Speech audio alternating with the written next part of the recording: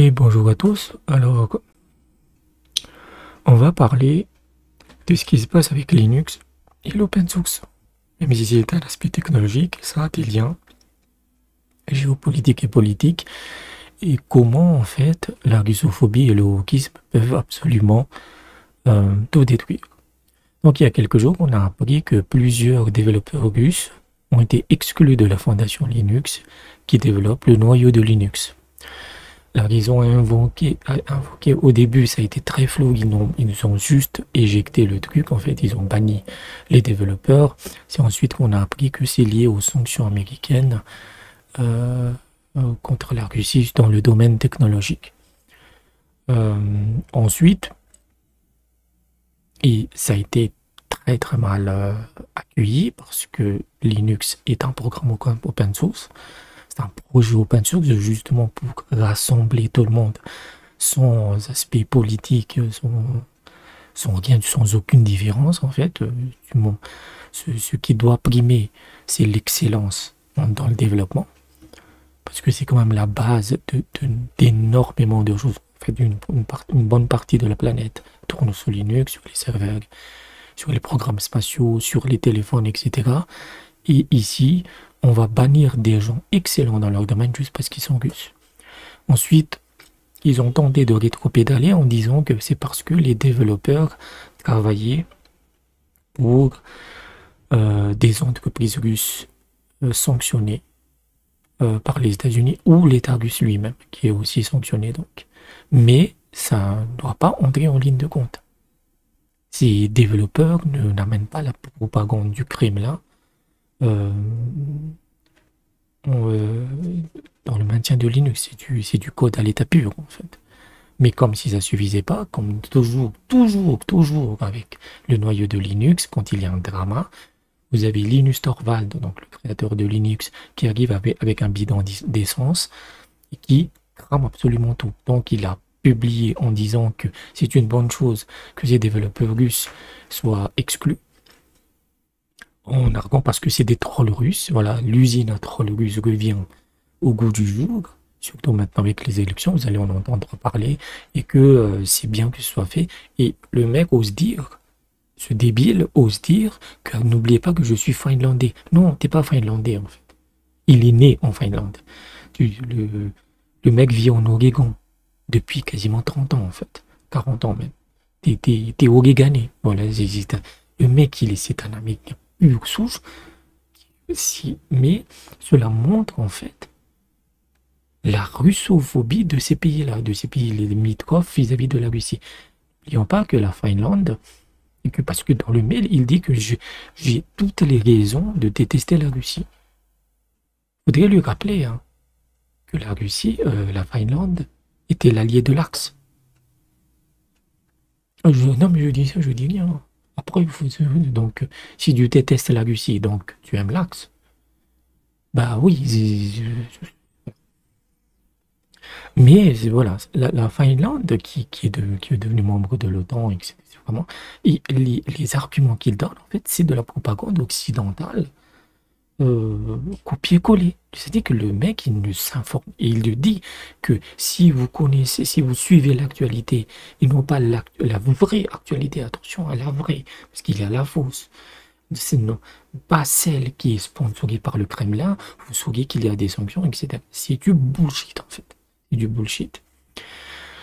Donc en réponse à la Russie, via son ministre du développement technologique ou quelque chose comme dans ce genre-là, ils ont réagi en disant que si c'est comme ça, en fait, on va faire un hard fork de Linux, c'est-à-dire une séparation très dure de Linux, c'est-à-dire qu'ils vont vraiment forker tout le noyau de Linux et développer ce dont ils ont besoin pour leur hardware.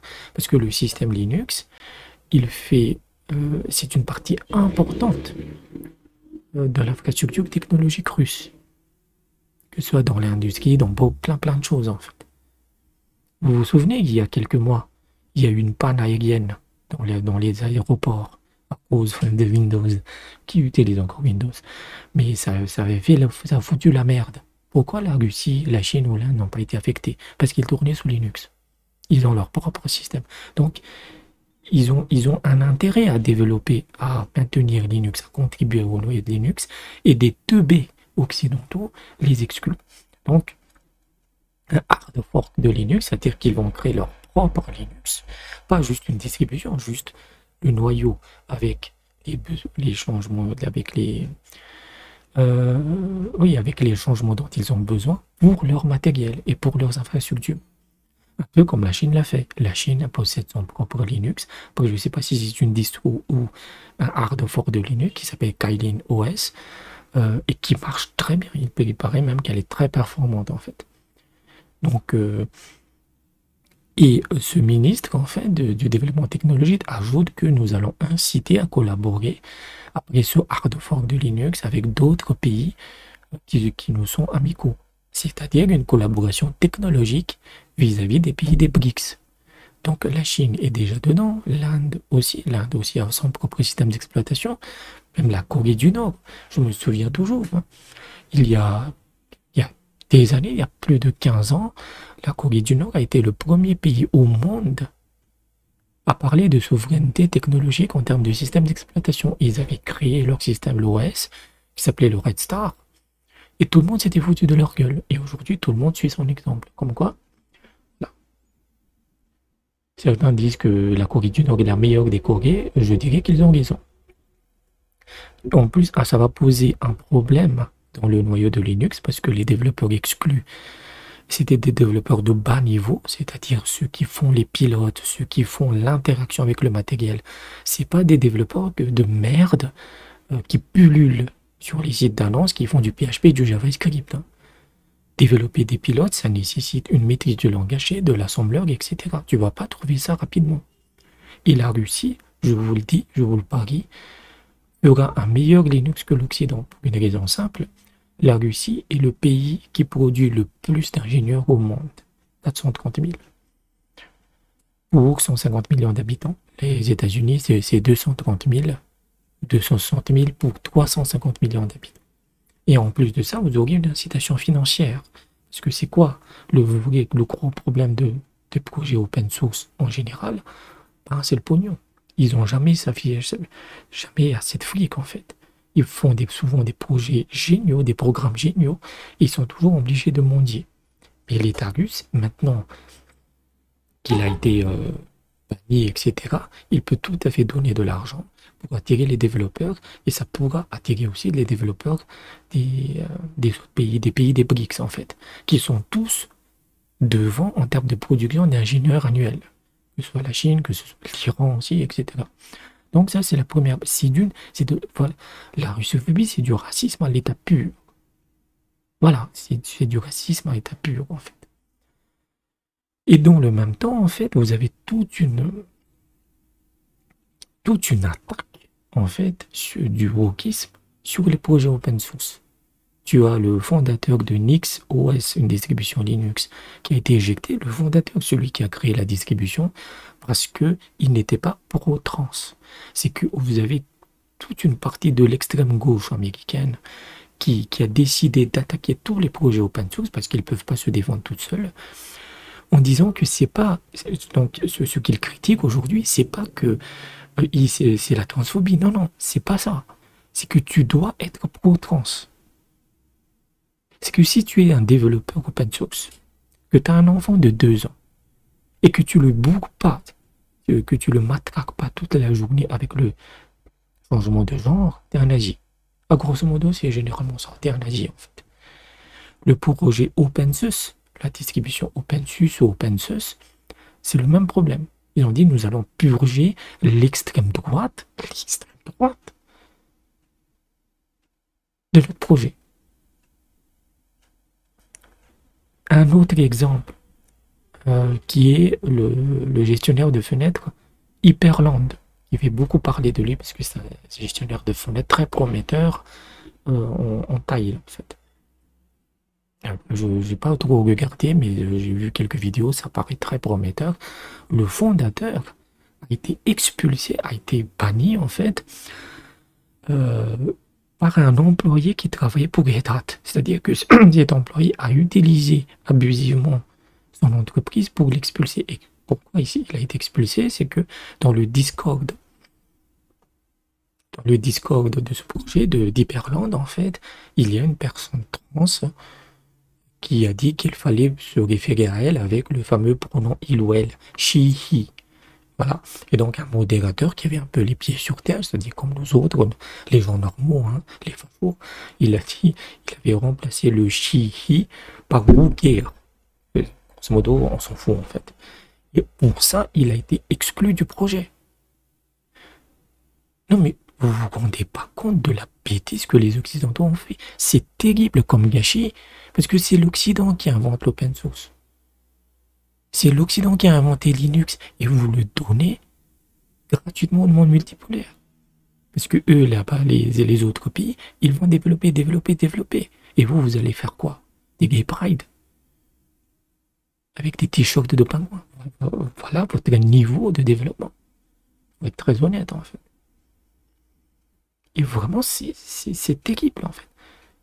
Et la communauté open source manque déjà cruellement de contributeurs. Elle a, parce que je parlais du noyau de Linux tout à l'heure, c'est des gens-là ces gens-là ne seront pas remplacés. Ça aussi, ça montre l'incompétence de la fondation Linux, parce que ces sanctions ont été votées il y a 2 ans. Donc ils avaient 2 ans pour se conformer aux sanctions. Ils n'ont rien fait, ils ont attendu le dernier jour. Et maintenant, personne ne va faire le boulot. Donc vous aurez toute une partie du noyau de Linux qui va putréfier qui va pourrir sur place en fait. Et ça peut vraiment poser des problèmes en fait. Un autre problème de l'open source, c'est les cheveux gris. C'est-à-dire beaucoup de développeurs, des gros développeurs d'open source sont des vieux. Ça dépasse les cinquantaines. Et il n'y a personne pour les remplacer parce qu'il n'y a pas de fric. Personne ne veut donner à l'open source, mais tout le monde veut l'utiliser. Non mais cette hystérie, c'est fou d'être aussi dégénéré. C'est fou de se saborder à ce point-là. On a vraiment c'est la manifestation du nihilisme de l'Occident. On est vraiment dans le suicide, en fait. On est vraiment dans la mutilation. Ils veulent mourir. Et ils veulent emporter tout le monde avec eux. C'est incroyable, en fait. C'est incroyable. Et j'espère qu'un jour ils se réveilleront et la réalité sera très très mal. Et plus ils seront mal, plus je me réjouirai. Parce qu'il y en a marre, en fait, à un moment donné. Non mais il faut vraiment donner des baffes dans la gueule. Ah, c'est pas possible. Donc voilà ce que je voulais dire. J'espère que vous avez apprécié la vidéo. C'est la 2e fois que je fais la vidéo parce que j'avais oublié le micro. Ouais. Donc n'hésitez pas à laisser un pouce bleu. N'hésitez pas à vous abonner. J'ai aussi un canal Telegram qui s'appelle Multipolaris. Vous trouverez tous les liens dans la description. Si vous avez des sous, bah oui, je m'en dis comme tous les youtubeurs, tous les créateurs de contenu. C'est mal de dire youtubeurs maintenant. Donc sur Patreon ou Buy Me a Coffee. Donc n'hésitez pas, ça fait toujours plaisir. Et je vous dis à bientôt.